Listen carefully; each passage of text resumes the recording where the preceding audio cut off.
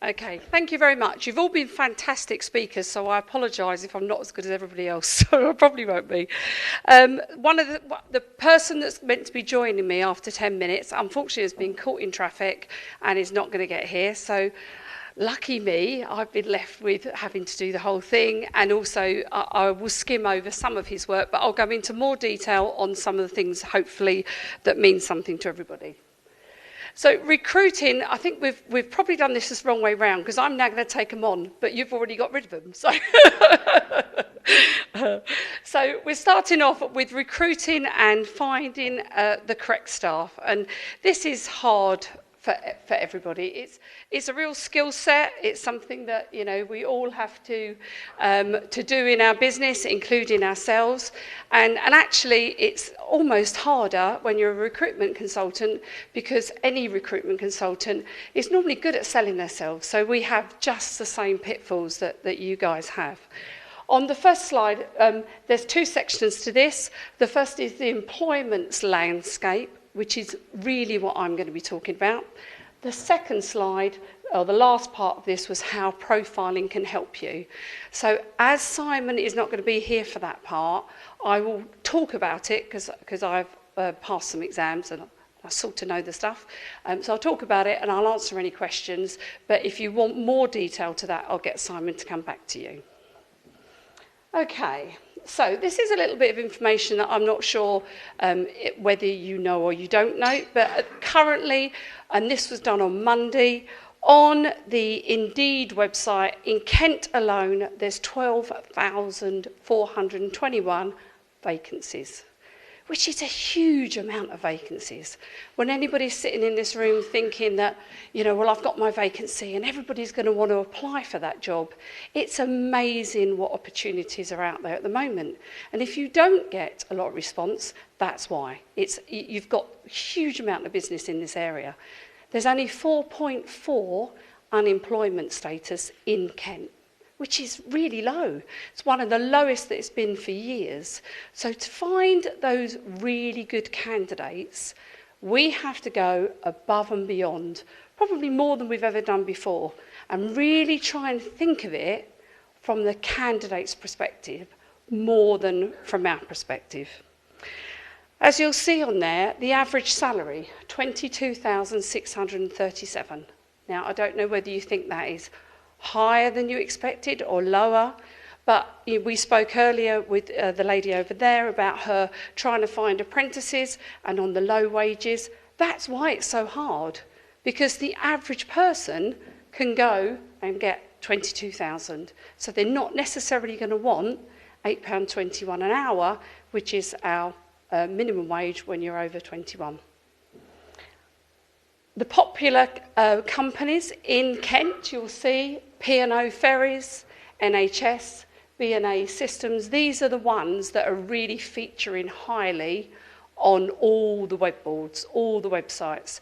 So it's really important as an employer to try to find, what do they offer? What can we do? What can we do differently to try and attract these candidates? Has people in the building here now, have you had problems finding your right staff recently? Yeah? Is it because you're getting lack of people that are actually applying in the first place? Yeah. And so that is because the 4.4%. And the problem is when they do apply, you then have other difficulties because you're trying to sift through all these CVs and trying to find the right person. So hopefully I'll give you some hints and tips and along the way.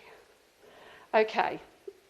So I'm sure you've heard of this, and somebody brought this up earlier about Generation X, Generation Y, Millennials. Does everybody know what I'm talking about when I say that? Yeah. So basically we're all in different categories, and I think actually there's some of all of us here. The only one that I've not put on there is Generation Z, which started 95 to 2014. So each one of those categories of staff, we all get put into the same pool, and there's characteristics of different things that we do in those generations. So in Generation X, which I'm one of those, and these are just characteristics, so please don't, be offended if you're in one of those and think I'm not like that. Basically, we're quite independent. We're known as being quite resourceful. We value the freedom, and also we like responsibility. When you go to the next generation, you'll see that it's slightly different. Generation Y are looking for different things. So if you know all these things before that person turns up for that first interview, you'll already have in your mind whether that person is really turned on by money, which actually Generation X's are. When you're going down that list, when you get to millennials, millennials want to save the world. They want to make sure that they're making a difference to other people. That is the most important thing. It isn't about a career ladder. It's about what else can you offer? What can they do? One of the things we do in HRGo is we offer 2 days a year that we will pay them full pay and they can go and work in a charity of their choice. Things like that make all the difference if you are trying to attract younger people, because they want something different. And once you know that audience, then you can write your adverts, look for the right people, and understand from their personality, their point of view, what they're actually looking at. My next slide talks about selling yourself. Now, as we know, and we've just said, there's 12,000 adverts out there. What are we going to do to attract that person? So in the past, we've all thought, somebody said earlier, have we got to pay more money? Are we going to attract a better person by putting up the wages? No, not necessarily. It is the other things that you can offer. Some people are looking for more of a pension. You'll definitely get your Generation X will look for pensions because they're coming towards that age and they're going to want to know that they're going to be okay. Other people want other things. And I think it would be really useful for you you've got on page 16, there's several questions on there. And some of the questions, the first one is, what kind of people do you need to grow your teams? So think about that from a perspective of, is it the job that you need to fill, or is it the extra people you need in your business? But think about, what can you offer differently?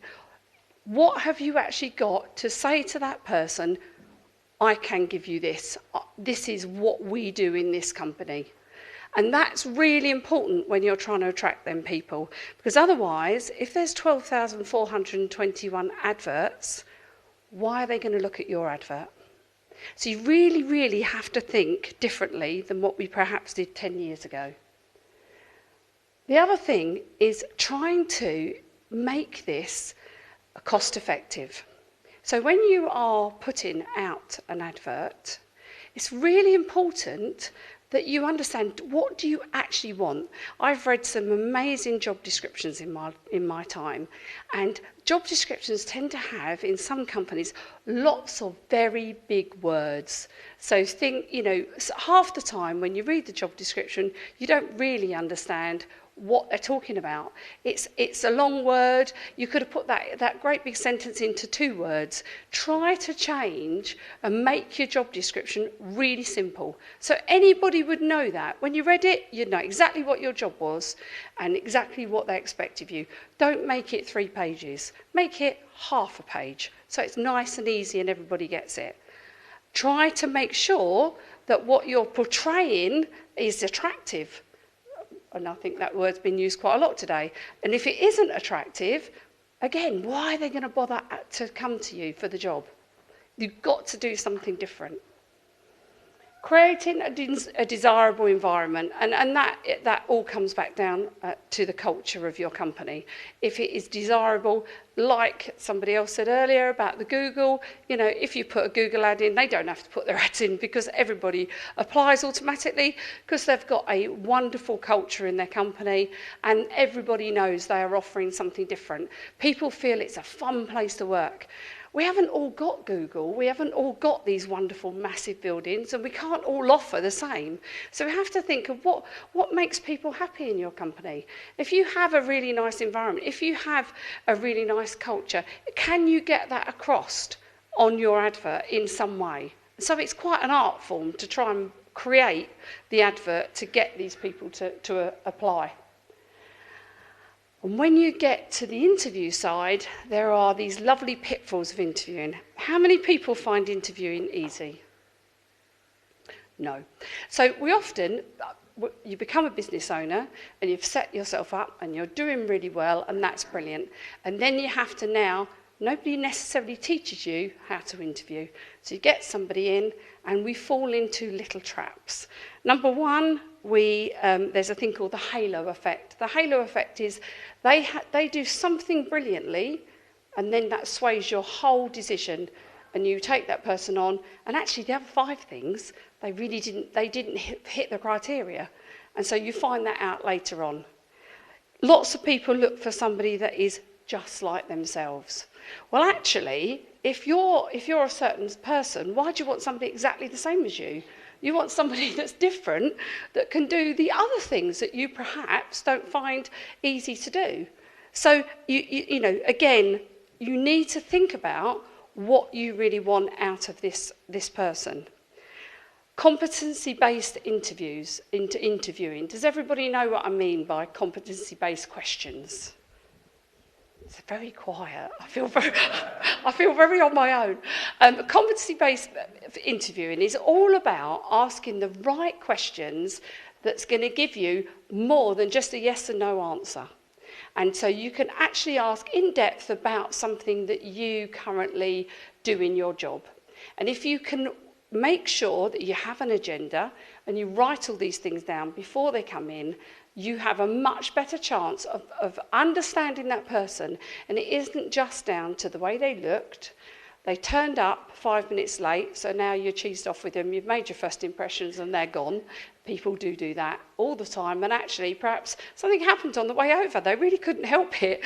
And they're going to be the most reliable person, you know, going forward.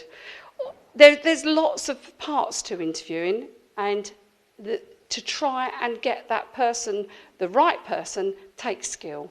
One of the things I've seen lots of times is where the interviewer sits and talks about themselves all the time. So the person comes in and they tell them all about themselves and how wonderful they are and how brilliant their company is. And when that person's actually gone, you don't know anything about that person, but they smiled a lot and they nodded their heads and you thought, oh, that's great. They feel the same way I do.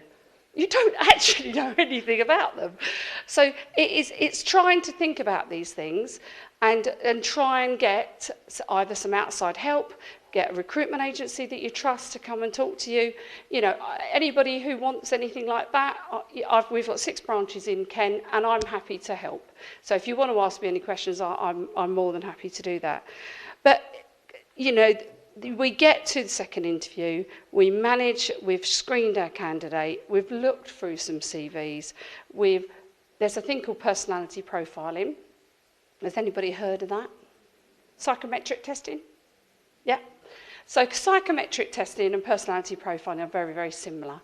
And they work on the DISC method. The DISC method is there are 4 stages in your personality. One is dominance, one is influence, one is steadiness, and one is compliance. And it basically can show where your personality in the workplace, where you work best. So sometimes using something like that it mainly reaffirms what you already think, because when you are sitting with somebody, even if you have 2 interviews, you have probably not spent more than 2.5 hours with that person, and you are now going to put them in your company.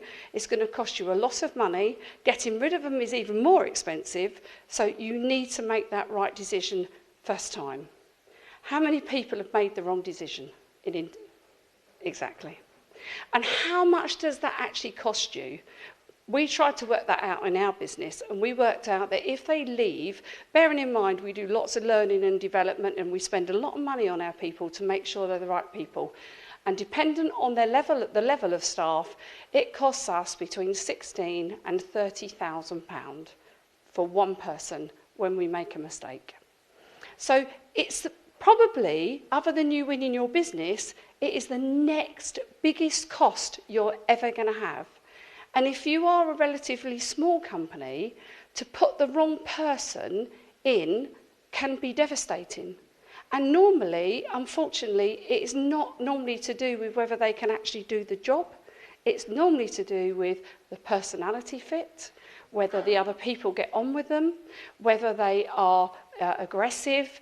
I call people mood hoovers. They're the people that are constantly unhappy. You don't necessarily pick that up on your interview because they're all being at their best behaviour, which is really lovely, but doesn't really tell you very much. So a personality profile is something that you can do, which reaffirms whether you think actually that person's going to fit in or not. So for instance, if you want somebody to go and sell, and you want somebody that's going to be very outgoing, you would want someone to have a very high I, which is influence. So that means they can influence other people. If you want a standalone salesperson who's not going to mix with anybody else, you would want a high D. A high D is somebody who not necessarily is going to be a great team player. So it's finding that information out, and it's all added benefit to what you need to do. If you need any help with any of this, or you want to chat about it afterwards, I'll stay here for the next couple of hours. So, please feel free.